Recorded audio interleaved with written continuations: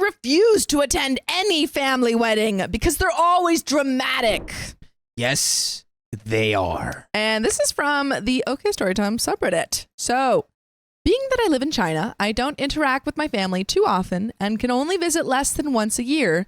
So planning the 3-week trip to visit those living in the Midwest, USA, Florida, and Europe takes a lot of planning and money. Because of his wedding having a set date, I started the trip in the Midwest so I could be there to support my stepdad. By the way, this comes from One Done Millennial, and I was hoping it was you. Yeah. And if you want to submit your own stories, go to the r/OKstorytime subreddit. Last time I visited, I had been rather constrained on what I could do as I didn't have a car and depended on my stepdad to get around. Knowing he would be busy with wedding stuff and wanting a bit more freedom than last time, I decided to rent a car. Initially wanted to get one of the smallest, cheapest rentals I could get as I figured it would be mostly just me using it. However, my stepdad saw this as an opportunity to upgrade to an SUV, so I could assist with transporting things to the wedding venue. I will say that I stayed with them, but my stepdad and Iggy insisted I stay in their basement.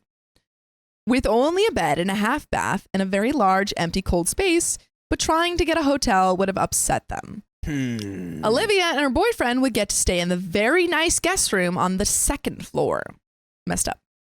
For days leading up to the wedding, I met Iggy for the second time, living in China their whole relationship, and met her 2 teenage kids for the first time. I also met all the relatives coming in from out of state and overseas as they arrived, including my second time meeting Olivia, who still lives in England with her boyfriend. Olivia may have been my legal aunt for 25 years, but I barely know the woman. She got real comfortable real quick, though, and likes drinking wine a lot. She got real comfortable one night and started talking to me about some really not so great topics in front of me. Oh, God. I do my best to censor the topics with a younger kid in the room, but after about an hour, my stepdad pulls me aside to tell me not to talk about such topics in front of Nick. So Nick is someone's kid. I don't even bother trying to correct him that it was his sister bringing up the topics, because why would he believe me when he literally never has his entire life? So hurt feelings, but moved on as is normal in our family, because trying to talk about it will just blow up in your face. After he's done scolding me, he casually drops that I need to drive Olivia and her boyfriend to the airport in the morning after the wedding. Why and why is that? The bachelor/bachelorette parties were mostly chill, I think, other than Becca crap talking Frida and Chad.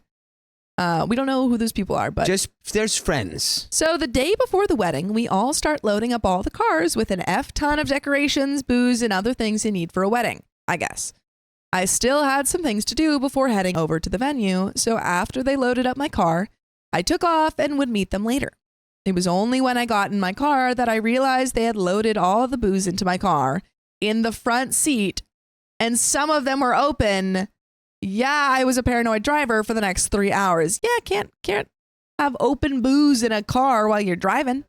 So I finished my errands and stopped for lunch while trying to look up directions to the venue on my Chinese cell phone that likes to make it extremely difficult in the US. Can't make any phone calls and internet was iffy at best. Iggy had told me they would be leaving the house at about 10 and the venue was an hour and away. It was currently 11:30, so I figured I should probably head over to the venue. Remember the bottles of booze in my front seat? Yeah, they didn't tell me the last 20 minutes of the drive would be on gravel roads, so I had to drive one-handed to try to keep the bottles from banging around too much. When I finally got there, I started panicking that my phone took me to the wrong place because no one else is there. I managed to talk to a neighbor of the property, and I was at the right place, pointing at a long house as the address I was looking for. So I go to the house and try to punch in the code my stepdad gave me for the doors, and it doesn't work on any of them. So again, freaking out as I can't call anyone. Dang. 10 minutes later, Iggy arrived with Mia, Nick, and her sister. Turns out my stepdad gave me the code for the lodging I would be staying at, which was a 10-minute drive away. But this is where Iggy's kids would be staying with their grandma and Lee's girlfriend. It was a really cute long house divided in 3 hotel-like suites. 3 bathrooms, 3 bedrooms, and 2 pull-out beds. Really nice place. We all get started on setting up and decorating the venue, and it is 20 more minutes before others start trickling in to help. Eventually, there are a good number of people, but I was there from the start, all in boxes of drinks, moving tables and chairs, setting up games, folding napkins to look fancy, etc. I am a sweaty mess. I have been doing all of this for about 2 hours when my stepdad comes up to me very casually and says, I put an air mattress next to your car. You can set it up in your cabin to sleep on tonight. What? Dude, the accommodations that they're giving you are terrible. Yes, but why? First, we got a basement with like no shower, it seems. And then we got a blow-up mattress in a room. Why are they doing this when they clearly are giving real accommodations to others? Yeah, and you're doing a lot of work for them? Right.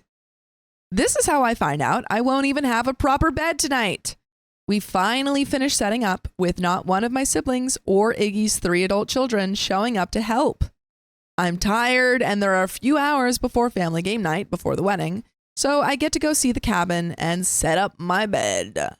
Stepdad drives ahead of me to show me the way as my phone has 0 signal here. We are in the middle of nowhere, and if he hadn't been there, I might have screamed in frustration when I saw the dang thing, especially after the tour, but he's looking through it like, oh, this is nice, so cozy. Bruh. This cabin was the most redneck hunting cabin you ever did see. Just to note, the people that are expected to stay in this cabin are myself, Becca with her boyfriend and boyfriend's son, Chad with Frida and his son, David with Helen, and Ellie with her boyfriend. Okay. In case you didn't count, that was 11 people. In this cabin, there are 4 queen-size beds. How does my stepdad propose we sleep? Chad and Frida in the main bedroom with my nephew on the sofa, since it's closest to the bathroom. David and Helen share the room above the main room with Becca and her boyfriend, as there are 2 queens up there with another sofa for boyfriend's son. Ellie and her boyfriend will get the nook bed above the dining room that requires climbing a ladder to get up to it. And I move the dining room table and chairs to set up my air mattress in the middle of the dining room. If you didn't catch it, I only mentioned 1 bathroom because there was only 1 bathroom. How long are we here for? If you all thought this was the worst of it, buckle in. Turns out the air mattress was the most comfortable of the beds as they were so soft you were in the mattress instead of on the mattress. But it gets worse. Okay, so accidental win for you. This is a redneck cabin, so of course it has deer heads and other strange decorations everywhere. But it also has a tin roof under an acorn tree. Oh, God. No. It's like little, gunshots. Grenades going off of the roof randomly. The wind blows. Everyone wakes up. In case you have been privileged enough to never heard the sound of an acorn falling on a tin roof, it sounds like gunshots every 2 to 5 minutes the entire time we were there. At family game night, my siblings finally all show up and I get to meet Jack, Kevin, and Lee for the first time. I try to be friendly, but apparently I'm a weird old lady because after saying hi, it felt like they did their best to avoid me the rest of the wedding. Now, I have a capsicum? Capsaicin. Capsaicin? Mm-hmm. What's that? It's what makes spicy food hot. Wow, capsaicin. I've never heard that word before. And now you have. Allergy, that means I cannot eat anything even remotely spicy, including black pepper, onions, garlic, cinnamon, etc. It sucks, but it keeps me from feeling ill 24/7 to avoid those foods. What have my stepdad and Iggy ordered for catering at family game night? If you guessed Mexican food, you get a star. Well, you can eat chips. You could eat some chips and guac under air mattress. I end up having to pick at some plain chips with lettuce, sour cream, and cheese because I can't eat anything else there. But at least I got to eat something because turns out they didn't order enough for everyone, and anyone a little late, like Ellie, could only pick at a few items left over.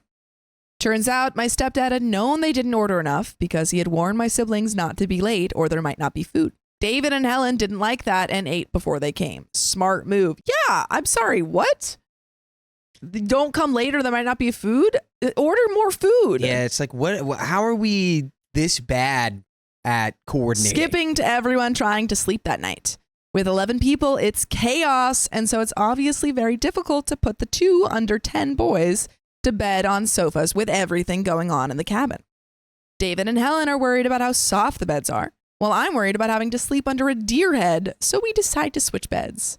No, but your bed was the best. We all sleep horribly, but find out in the morning that David and Helen have given up and went home at 3 a.m. Valid. Me. I don't know if it was Ellie or David, but someone had thrown a towel over the deer head so it would stop looking at them. In the morning, 9 of us are sleep deprived and trying to go for brunch before we attempt to get ready for a wedding with only one bathroom. I mean, hotel next time, hotel. It was at the brunch that I found out we were supposed to be in a cabin with a pool, so the others had brought swimsuits, but there was no pool. We got a text from Olivia about going over to their cabin for their pool party. All of us agreed that if our stepdad had told us, we would have given him money to find us a better place to stay, because apparently everyone else got really nice places to stay. Only Ellie decided to stay the second night in the cabin. The rest of us would be leaving. Ellie is maybe brave or foolish. Yeah, I don't know. David and Helen went over to the longhouse to get ready with Jack and Kevin, so we met them back at the venue. The wedding was fine, but Ellie was very not happy that all of Iggy's kids had reserved seats at the front, while we were told to sit wherever. This was made even worse when only Mia and Nick are mentioned in the wedding vows. Even Lee later voiced some disapproval at this. I think that was her final straw, and she only recently started talking again to her dad, my stepdad, a few weeks ago. After the ceremony, I told my stepdad I won't be able to drive Olivia and her boyfriend to the airport because I can't stay in the cabin another night, or I won't be able to drive at all from sleep deprivation. Yeah. Good on you. He is very upset and says I'm really I'm in a bind with this, but I put my foot down this time as it is really not safe. Yeah, I mean, like, also just be like, well, you put me in a hellscape, so. Yeah, it's like, well, maybe you shouldn't have booked us the worst possible place to stay. The solution, they want me to sleep on the sofa in Olivia's cabin. Better than the acorns on the tin roof, I guess, but a sofa? The wedding continues for some time when Olivia comes up to me and tells me one of my stepdad's friends can drive them to the airport in the morning so I can go back to my stepdad's house and get a proper night's sleep in a real bed. It should probably also be noted that I am not fully over my jet lag as well. I mean, yeah, just freaking flew from China. Yeah. Remember, I only arrived from China just 5 days before. I go find the friend and thank him profusely. Other than Becca trying to get Chad and Frida to give her dog back, the one they had been taking care of for like 3 years at this point, and she had only had for like 6 months before she gave it to them. Wow. The rest of the wedding went about as well as...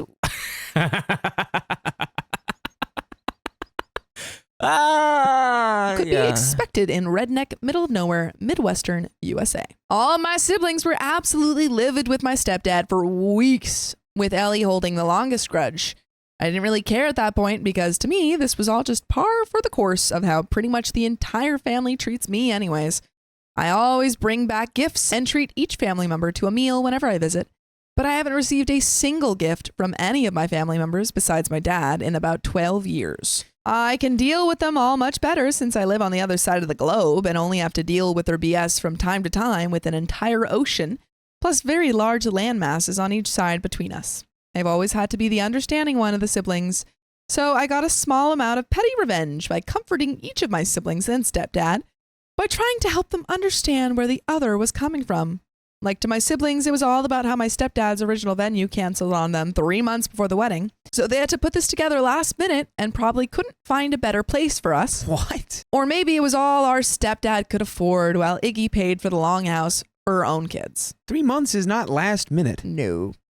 To my stepdad, I just gently explained how the cabin was more than a little problematic. You can get closer to us if you listen to full episodes of stories just like this. Just go to Spotify, Apple Podcasts, or iHeartRadio and search up Storytime. Family get-togethers are nothing but drama, and weddings are extended family get-togethers, so the drama triples. From now on, no thank you to all weddings. I'm good. If I do have a future husband out there somewhere, we're doing what Chad and Heidi did, which is going to get a piece of paper at the courthouse. First time all 5 of us siblings were in a room together in 8 years, and I'm a little surprised that we all survived. Here we go. And that is the end of that story. Thank you, Wanda Millennial, for sharing your story. And I hope that you get some sleep. My family treated me unfairly, but I'm better off without them. Yeah, that's the truth. I, 28 male, started working for the family business a few years ago. They had no online presence or know-how on how to market themselves properly. I ended up having to make them a Facebook page and update all their services to include everything they know how to do. By the way, this comes from user JustWinner8379, and if you want to submit your own stories, go to the r/okstorytime subreddit. So before that, they just cut grass and hedges. My dad, let's call him Dan, always complained that nobody paid correctly for cutting grass. What does Dan that mean? would say, they want me to cut this lawn that takes all day with 3 people, and they want to pay me pennies. So I got tired of listening to Dan complain and decided to take over. Dan would literally yell at the top of his lungs about it. I asked Dan, so what do you know how to do? Dan would tell me, and I would put that on his page. I would even upload all of Dan's photos when he would actually take some, and I then set up a Google page for the business and changed the name to make it sound more appealing than just Dan and Sons Landscaping Services, and got him new insurance for the business. Brother, you're doing too much now. Yeah. I got new insurance for the business. My brother, let's call him Andrew, worked for the company too. My grandmother, Diana, was involved as well. Getting the insurance was a pain because Diana was stuck in her ways, as was Dan. Needless to say, they didn't like change. I also, at that time, took on the mantle of making an area list for advertising and setting it up on Facebook so we could run ads, which I did as well. I even made flyers for the company.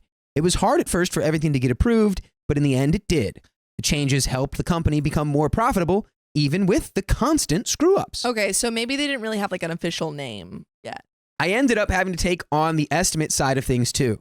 I would go with Dad and write stuff down, then help him figure it out later on.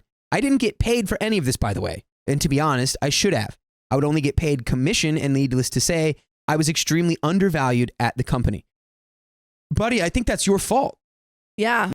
The commission Dan would pay me would always be crap. Dan would get like $1,000 job and give me $20, that's absurd. Dan would tell me, since you live with me, I'll take out the rest for living expenses.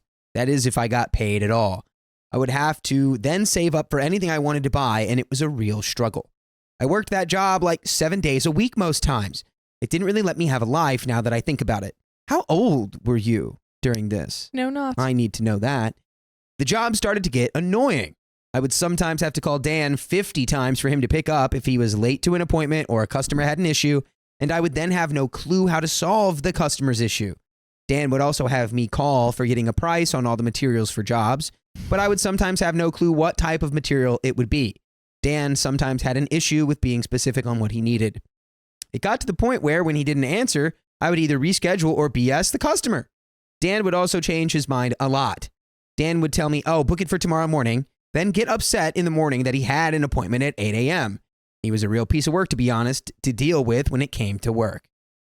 I'm guessing super young is the age because it sounds like this is their first exposure to having a job. I looked it up. Yeah. It's not super young. What?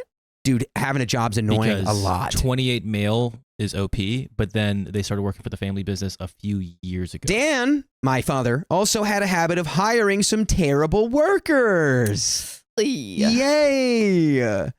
They had issues with waking up. They had issues with doing the job correctly. They had issues with breaking things, customer stuff, company stuff. They would steal from the company. Yikes. And one even had a habit of partaking in substances on the job site. Why?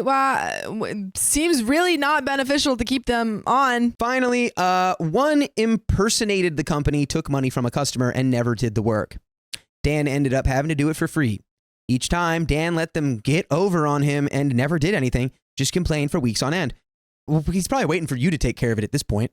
Yeah. Dan also had issues with customers too. This one guy he constantly worked for would always pay him way less than the job was worth, and Dan would always complain about him, but whenever he called, Dan dropped everything to help the guy out. I never understood it. Dan would also let customers owe him thousands, never send them anything or do anything about it. Let's just say Dan was a real pushover, and the company suffered for it. Yeah, Dan, it's time to send an invoice. People owe you thousands of dollars. Get your money, man, so that you can pay your workers. Dan would also at times give customers the wrong price or tell me the wrong price and would try to fix it later on. Oh, he's like, it's $20. And he's like, why are they paying me $20? A lot of times, it didn't really work, and Dan would be stuck eating the work. Dan would say, why didn't you give them that price yet? I wasn't ready. I would say, well, you just said that was the price, so I gave it to them. They've been waiting for the price for 2 weeks. Remember, it's the second week of January, and you saw it around Christmas time. That was constantly an issue. Dan ended up developing a substance problem and the business ended up suffering for it. Dan would mess stuff up and have to come back and fix it constantly. Andrew would constantly have to fix his mistakes. It got annoying. Dan would leave the job with his girlfriend just so they could get their fix and not return for hours. The customer would always be up my butt about it. It got to the point where Andrew and I were basically running the whole company. Yikes. Andrew paid well at first, but got greedy. Look for a previous post to see all about that. Now, to the personal stuff. Dan had issues with being emotionally manipulative and would lie to your face constantly. Sounds like Dude, man's substance got problems. just tons of issues. Tell everyone your business, even if it was personal. Make up stories about you. Always bringing stuff up just to cause drama, even if stuff happened years ago. Would also talk behind your back and lie when caught about it. Would always make messes, get in trouble, and I'd have to clean them up. He was also a closeted bigot and homophobic. Dan would always berate me to clean, but Andrew never had to clean anything. The house was always messy because Andrew and Dan both did not clean, like dog poop and pee all over the house.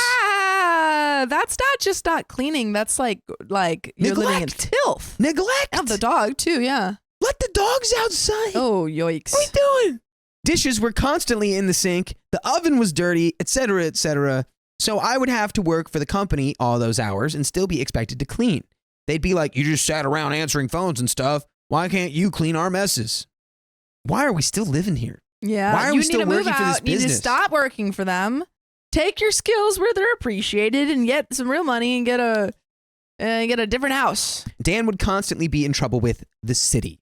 Dan liked to leave his tools all over the yard and porch. Dan would get threatened with fines about it constantly. Dan would cuss me out if I didn't clean it, and Andrew would say, what do you really do around here? You can clean it.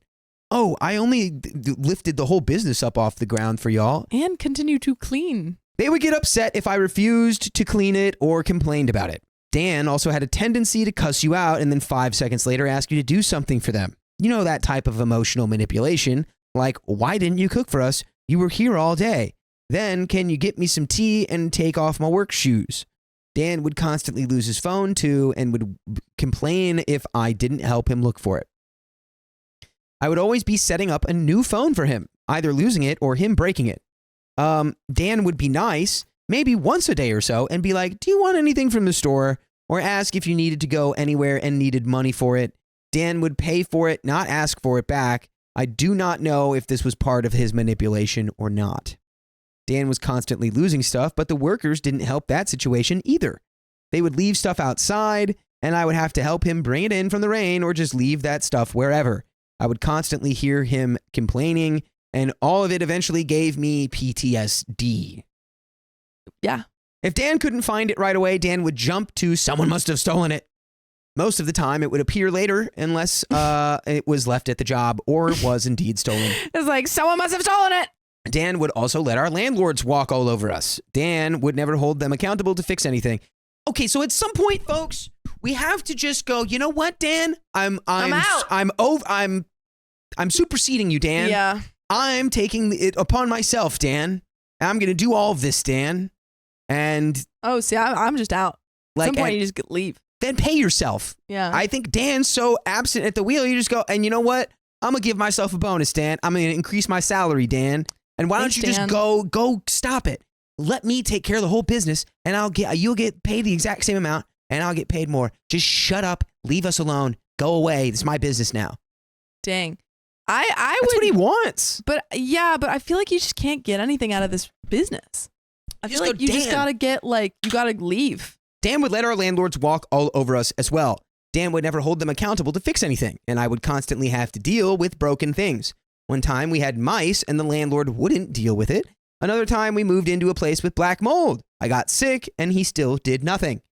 So I ended up having to live with them for over a year, chewed up a lot of my clothing, still having to replace clothing to this day. Yikes. That is only because I'm a little picky, but also don't tend to buy stuff for myself, but always do for other people. Dan was also a blame shifter. If he did something wrong, he would also gaslight the situation by saying, oh, but remember when you did this 5 years ago? Or it wasn't my fault. It's because Andrew didn't leave in time. Dan would do something to Andrew. Dan was always the type to gaslight you no matter the situation. I'd ask, did you do this? And Dan would say, yeah. then I'd be like, well, okay, let's figure it out then. And the story would change. Dan would say, oh, I didn't actually go. Can you reschedule for me? I didn't feel like calling them, so you can handle it. Dan would even gaslight me about the bills. I'd be like, well, the office phone and Wi-Fi are off. Dan would say, well, I know I paid them this month, when in actuality, he paid them 2 months ago. I even at one time almost lost my healthcare because he didn't fill out the paperwork. Going grocery shopping with Dan was a pain also. He was so embarrassing. We would go to a cheap store since he wanted to save money. Dan would find some way to complain about whatever we were getting, but then cry later on because we forgot something he wanted. I would constantly have to threaten to leave the store with nothing for him to calm down. I just want OP to leave. By the way, I'd be the one getting the sensible stuff for the house, so we would always have food just in case something happened. So I would always be buying pantry staples and buying in bulk to fill up the cabinets. I did most of the cooking, so I bought what I liked to cook mostly and cooked for the whole house. Dan liked to tell everyone your business, like I mentioned before. He would be on the phone with a customer and randomly say, this traumatizing thing happened to Andrew a couple of years ago. What? What? What are we talking? He's on the phone with customers like, oh, you won't believe the trauma that my kid went through a couple years ago, man. My son was traumatized. Woo! Do you want lawn services? Yeah, if you listen to this story, I'll give you $50 off. Dan, stop giving them trauma discounts. Yeah, he's like, oh, it'll only be $20 if you listen to the story. And then like 3 days later, he's like, it's $60. What are you talking about? I never said 20. He would do the same thing to me. After a while, I stopped telling him stuff unless it pertained to work or bills. I would also get calls from the landlord saying, why is Dan saying this or that happened? One time, me and Andrew spilled the beans on the hoard. Mentioned more below, and his girlfriend's other issues. Oh God, there's a hoard? What are they hoarding? Oh Lord. Oh Lord. Lordy hoard. Nothing's ever positive when you hear the term the horde. Yeah. There's a hoard. And then we're, God. in freaking The Hobbit, and the Smaug is gonna get ya. Dan thought we stabbed him in the back, but I didn't appreciate the landlord always coming to fact check his lies. It was very annoying. I did so much for Dan. I did it for Dan. I was doing it for Dan. Do it for Dan. But it felt like it was never enough for him. Never enough for Dan. He would always find some way to complain. Dan was never happy, to be honest. We have all known someone like that. He was very tiresome to be around. So back to something I mentioned before. Oh, I think this is the hoard. Dan gained his girlfriend, Tracy. So Dan and Tracy would constantly talk behind your back, even if it was sometimes about stupid stuff. It was quite annoying and caused a fair few arguments, among other things Tracy would do, like take all the towels out of the only bathroom and put them all in her room. Tracy wouldn't even leave one. Tracy. Tracy would not leave a single towel. Tracy would take whatever you bought and put it in her room. Shampoo, all these towels? A cooking utensil, etc. She's got a spatula in her room. She's like, is sorry, the I need hoard. this. This is the my God, hoard she's hoarding. She's a little magpie. She's just collecting shiny objects to attract a mate. That's amazing. Tracy would sleep all day long and stay up all night, pretending to clean stuff, when in fact she would just be, in an altered state and needed stuff to do. Ooh, just a little late night teeth grinding, I assume. Tracy was also a compulsive liar and a hoarder. She would constantly lie about taking her stuff. What would be like, I don't know how it got there, when it was found in her hoard. I tried to help her clean it multiple times just to be a nice person and to not get thrown out by the landlord for said hoard. It would constantly end up back the way it was, and Tracy would always have an excuse for it, saying, I'll get to it tomorrow. Tomorrow would get there and she'd say, I'm in pain, or I don't feel well. I'm in pain. But then refuse to go to the doctor. I hate that so much. Complainers and not doing nothing about it. Tracy was also very selfish. Tracy, she would do things for herself before she would ever do them for you. She would always accuse Dan of cheating constantly, but then ask him for, just give me, bum a cigarette off your plate. Give me a bag. Yeah, come on. Just a little cig. Tracy would then get very angry if Dan didn't answer her call for a precious cigarette. Please, give me a cig. She would also witch out Dan over stupid stuff or stuff she knew nothing about all the time. Tracy would also sleep all day and would procrastinate when it comes to doing things. She would, for instance, say, "Oh yeah, I paid that bill," but then it would get shut off because she didn't feel like doing it at that time. So she's not procrastinating. She's like, well, she is, but she's also just lying. She would always lie about it or play stupid. Playing stupid was always her go-to. If she would get called out in a lie, let's just say I didn't like Tracy at all in the slightest. Tracy's stealing being one of the main issues I didn't like, which is the issue I had with Tracy's. This one day I had a date, so I woke up early to get ready for said date. And Tracy took all my shampoo and conditioner that I bought for my hair. They were big bottles too. She swore up and down that she didn't have them. So I said, all right. It was like 7 a.m. So I said to her, I'm going to just complain until they reappear. I guess you're not sleeping. So after like 20 minutes of Dan and Tracy hearing that, they magically appeared on the kitchen table. What? Tracy also had this tendency to hide things and then forget about them later on. Tracy would always hide the job money to where only she knew where it was. One time it went missing. It was like $1,200. Needless to say, that never showed up. She's freaking stealing. She's just stealing. Yeah, what are we doing, man? At this point, go start your own lawn care business. I truly don't understand why OP has stayed as long as they have, because this is, I'd be out of there. Yeah. I would be out of there so quick. At some point, you got to say, I got to go. You sound like you're a smart guy. You got a good head on your shoulders. You're resourceful. You've helped this business succeed. Start a new lawn care business called Dan's Son. Dan's Son. No Dan, just Son. No Dan, just Son. The good one. Lawn. Get services. Andrew out of there too. I don't know. Get anyone who's Andrew a can good also member sucks. of this. Yeah. We haven't really heard anything about Andrew. No, Andrew's Well, Andrew like would be like, oh yeah, you don't really do anything, do you? Okay, yeah, never mind. Yeah, Don't bring Andrew. Andrew's excluded. It was hard to look anyways because there would only be a path in the room. The rest was just stuff piled everywhere. Books, kitchen stuff, toiletries, trees, clothing, etc. Do you live in a TARDIS? Oh, see, I was going to say is she working at a Home Depot? I don't know. I swear, though, to this day that she spent the money on substances. Yeah, of course she did. Yeah, absolutely. She's up in the middle of the night pretending to clean. Yeah. Only she was allowed to know where stuff was, including cleaning stuff. I'd constantly have to ask after I put it away in one spot and it wasn't there. Tracy was constantly doing dumb things and Dan was always sticking up for her, but then complained to her about it too. It was weird. I would clean the dishes, put them away, and 2 hours later, they would be moved because Tracy would say, I didn't like them there. Why is Tracy living with us? Oh, wait, that's right, because they're both addicts in active addiction. Tracy, no one wants you. My bad. Tracy would also start laundry, then leave it there for 2 weeks while the whole time everyone else's laundry built up, and she would witch you out if you touched it. I'm throwing it in the backyard. I, to be honest, don't know why they're still together because they're addicts, and they are leaning on each other to, exist.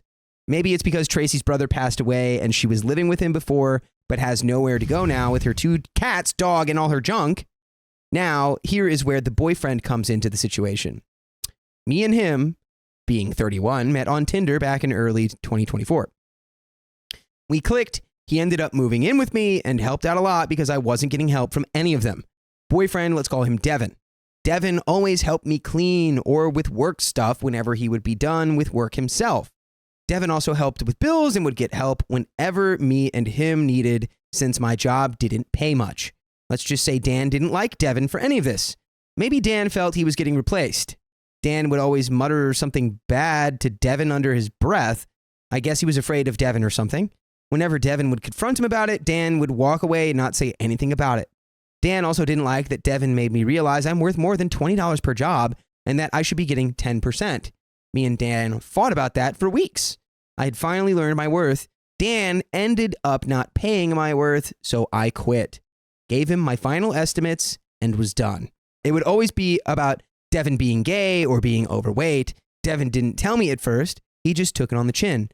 How are these interactions even being facilitated? I'm so confused. Thank God you found somebody who made you see you're worth more than this situation. But I still suggest therapy. Oh, absolutely. You need Because therapy. it's stunning. I mean, the to fact me. that you stayed in this situation for so long, you Exactly. definitely need therapy to tell you how to not do that ever again. ever again. Devin didn't take crap from anybody, but was being a nice person because I had asked him to. I'd tell him I don't want any problems and just let it go. Once he did, though, I was extremely upset about it. So next time Dan said it, I smacked Dan in the face and walked away. Dan didn't say or do anything for the rest of the night. And then everyone got up and clapped. Devin was proud of me for sticking up for myself because of all the mistreatment Dan had given me over the years. A few weeks later, Dan and Andrew plotted against me and Devin to get Devin to move out. When did Devin move in? We skipped that part. Oh, why did Devin move in? How is Devin should've living in the moved- hoarder house we with you, should've your moved- dad, your brother, and Tracy? We should have moved in with Devin somewhere else. Andrew had his own issues with Devin, which I mentioned previously in another post, along with Andrew not being allowed to be an a-hole to me anymore because Devin didn't let him. They made up some story because they owed the landlord money and said, I said some things to the landlord. How are you going to make up a story to the landlord that someone else said something that wasn't said by them? This is so, we're getting close to the end, folks. We're at the finish line. Now everyone had to move out, which I later found out from the landlord. He just wanted his money. I went into more detail about this in a previous post. I figured if Devin bought it, he would move out and I would stay. I ended up leaving with Devin. So a few days before, Dan starts pitching a fit about us late at night, and Devin ends up giving him a little smackerino. For all the months of abuse he had given both of us, Dan is quiet the rest of the time. And folks, if you're having a quiet moment right now and you're like, how do I fill this silence? You can go listen to full episodes with stories a little less annoying than this one. And they're on Spotify and Apple Podcasts and iHeartRadio. Just search OK Storytime. You've got more than 2,000 stories to search from. So many. Your selection So is many. so wide. After we leave, Devin puts Dan's work number on all kinds of rehab services and telemarketing services. Dan had to get his work number, which he has had for over 10 years now, changed. Needless to say, we had the last laugh because now none of his customers that had his number saved or memorized can get a hold of Dan. I've gone no contact with Dan, Andrew, and Tracy, by the way. Am I the a-hole for quitting the family business, realizing I'm better off not living with that toxic behavior and moving out? Also, not letting my boyfriend get some petty revenge on him and essentially Andrew too, since Andrew worked for Dan. And that is the end of that story.